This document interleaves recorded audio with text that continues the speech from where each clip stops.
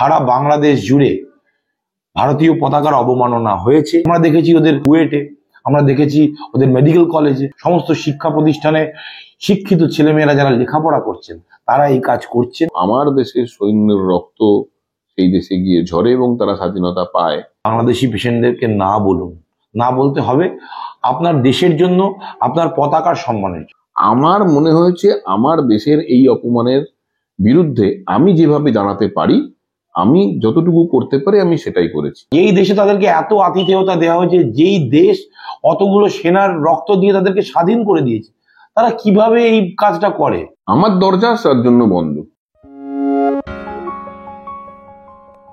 হাসিনা সরকারের পতনের পর বাংলাদেশে ব্যাপকভাবে ভারত বিরোধিতা চলছে। সম্প্রতি বাংলাদেশিদের ভারতীয় জাতীয় পতাকা অবমাননার একাধিক ছবি ও ভিডিও সোশ্যাল মিডিয়ার মাধ্যমে সামনে এসেছে। তার জেরেই কলকাতার জেএন রায় হাসপাতাল আপাতত বাংলাদেশিদের সমস্ত রকম চিকিৎসা পরিষেবা না দেওয়ার সিদ্ধান্ত নিয়েছে। আর এ ব্যাপারেই কি জানাচ্ছেন হাসপাতাল কর্তৃপক্ষ, চলুন জেনে নেওয়া যাক। আমাদের জাতীয় পতাকায় বিশ্ববিদ্যালয়ের গেটে পেতে তার উপর দিয়ে হাঁটাচলা করছে, তার মানে তারা আমার দেশকে চরমভাবে অপমান করছে। এবং তারা কারা? যাদের এই বাংলাদেশ স্বাধীনতার পাওয়ার জন্য আমার দেশের সৈন্যের রক্ত সেই দেশে গিয়ে ঝরে এবং তারা স্বাধীনতা পায়, তারা যদি আজকে এই কাজ করে এবং আমাদেরকে শত্রু বলে মনে করে, আমরা তো তাদের মনে করিনি, তারা মনে করেছে।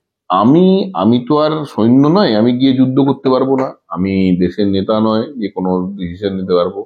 আমার মনে হয়েছে আমার দেশের এই অপমানের বিরুদ্ধে আমি যেভাবে জানাতে পারি, আমি যতটুকু করতে পারি আমি সেটাই করেছি।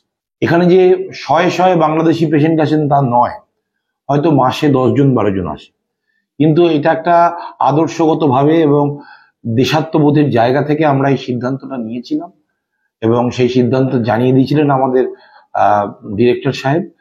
এবং তার যেদিনকে এই ঘটনা কন্টিনিউ আমরা দেখছিলাম ঘটছিল, সেই সময় আমাদের একটি মিটিং হয় আমাদের হাসপাতালের চিকিৎসক এবং হাসপাতালের যারা পরিচালন সমিতি মানে ম্যানেজমেন্ট টিম, আমরা একটা আলোচনা করি এবং আমরা মনে করি যে দেখুন, আমরা তো চিকিৎসা পরিষেবা দিয়ে আমরা একটা নোবেল প্রফেশনের সঙ্গে রয়েছি, মানুষকে সেবা দেওয়া আমাদের কাজ, ধর্ম বর্ণ দেশ এসব দেখা আমাদের কাজ নয়। আপনি বলতে পারেন এটা অমানবিক, কিন্তু ওটাও যেটা করা হচ্ছে সেটা কি মানবিক? তারপরেও আপনি বলতে পারেন যে তাহলে আর আপনারা ওদের মধ্যে তফাৎ কি? কিন্তু তফাৎ আছে, কারণ বাংলাদেশ থেকে কেউ এমার্জেন্সি রাস্তায় অ্যাক্সিডেন্ট হয়েছে, তাকে তো বাংলাদেশ থেকে নিশ্চয়ই এখানে কেউ নিয়ে আসেনি। তাকে কি করে? ওখান থেকে যোগাযোগ করবে, প্ল্যান করে এখানে আসবে। আমি রিফিউজ করলাম, আমার দরজা তার জন্য বন্ধ। আমরা দেখেছি যে যেভাবে সারা বাংলাদেশ জুড়ে ভারতীয় পতাকার অবমাননা হয়েছে এবং সেই অবমাননা হয়েছে শুধু অশিক্ষিত কোনো মোল্লাদের দ্বারা নয়। আমরা দেখেছি ওদের টেকনিক্যাল ইউনিভার্সিটি বুয়েটে, আমরা দেখেছি ওদের মেডিকেল কলেজে, আমরা দেখেছি ওদের কলেজে, সমস্ত শিক্ষা প্রতিষ্ঠানে শিক্ষিত ছেলেমেয়েরা যারা লেখাপড়া করছেন তারা এই কাজ করছেন এবং সরকার সম্যকভাবে তাদেরকে সহযোগিতা করছে। কোনো রকমের এর বিরুদ্ধে ব্যবস্থাও নেওয়া হচ্ছে না, এটা নিয়ে গভর্নমেন্টের কোনো বিবৃতি নেই এবং কোনো রকমের সমালোচনা নেই। সারা দেশ জুড়ে কোনো মুমূর্ষ রোগী যদি এসে পড়ে, মুমূর্ষ রোগী বাংলাদেশ থেকে ওরম ভাবে এখানে আসে না দাদা। চিকিৎসাটা দরকার, অবশ্যই চিকিৎসা দরকার। প্রথম কথা হচ্ছে মুমূর্ষ রোগী ওরম ভাবে আসে না। হাসপাতালের কতগুলো রেগুলেশন ও রুলও রয়েছে যে হাসপাতালের দরজায় যদি কোনো এমার্জেন্সি পেশেন্ট আসে, যখন আমি এটা হাসপাতাল, it is not a nursing home যে এমার্জেন্সি ওয়ার্ড নেই, রাইট? এটা একটা হাসপাতাল। তো আমি যদি আমার এমার্জেন্সি রয়েছে আমি পরিষেবা দিতে বাধ্য, ঠিক আছে? কিন্তু ঘটনা হচ্ছে বাংলাদেশ থেকে কিংবা কোনো দেশ থেকেই মূর্ছ অবস্থায় কখনো পেশেন্ট এখানে আসে না।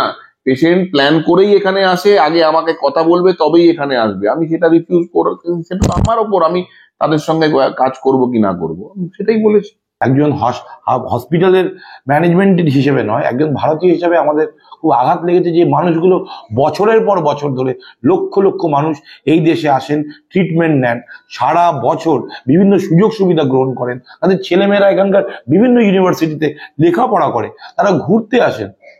তারা যেই দেশে তাদেরকে এত আতিথেয়তা দেওয়া হয়েছে, যেই দেশ অতগুলো সেনার রক্ত দিয়ে তাদেরকে স্বাধীন করে দিয়েছে, তারা কিভাবে এই কাজটা করে? আর তাদের অভ্যন্তরীণ ঘটনা যা কিছু করতে পারে, আমি সেখানে সংখ্যালঘু অত্যাচার, সেখানে চিন্ময় কৃষ্ণ প্রভুকে অ্যারেস্ট করা হচ্ছে, সেই নিয়ে আমি যাচ্ছি না, কিন্তু ভারতীয় পতাকার অবমাননা হচ্ছে, এটা আমরা কি করে মেনে নেব? দেশ অবশ্যই আগে।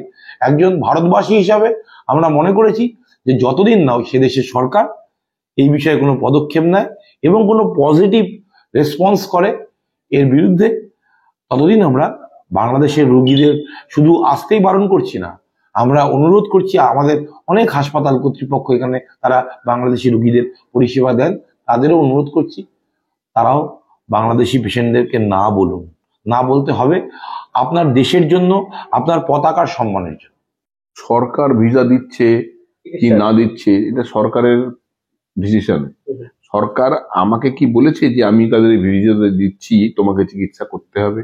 এইটুকু তো আমার ব্যক্তি স্বাধীনতা রয়েছে, কিংবা হাসপাতালের ব্যক্তি স্বাধীনতা রয়েছে যে আমরা ম্যানেজমেন্ট কিভাবে চালাবো। আমরা বেআইনি তো কিছু করি। হাসপাতালের এথিক্স এবং নিয়ম রুল তার মধ্যেই পড়ে যে আমার যে পরিষেবা দিতে আমি বাধ্য, মানে যে পরিষেবা দিতে আমি সক্ষম, সেই কাজের জন্য যদি এমার্জেন্সিতে কোনো পেশেন্ট এসে পৌঁছায়, তাহলে আমি সেই পরিষেবা যদি সক্ষম হই তাকে আমি দিতে বাধ্য।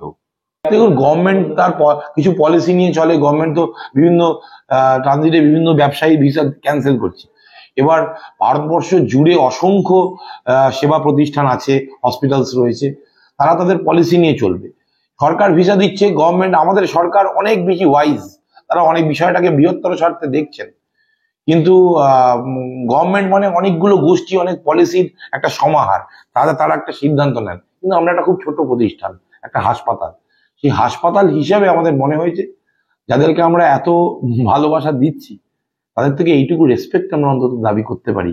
সেই রেসপেক্ট যদি তারা না দেয় তাহলে আমাদেরও কোনো দায় নেই। আমি হাসপাতাল হিসেবে আমরা সাংবিধানিকভাবে দায়বদ্ধ আমাদের দেশের নাগরিকদের এবং অসুস্থ মানসিককে চিকিৎসা পরিষেবা দিতে, কিন্তু কোনো বৈদেশিক নাগরিককে চিকিৎসা পরিষেবা দিতে কোনো দেশীয় হাসপাতাল দায়বদ্ধ নয়।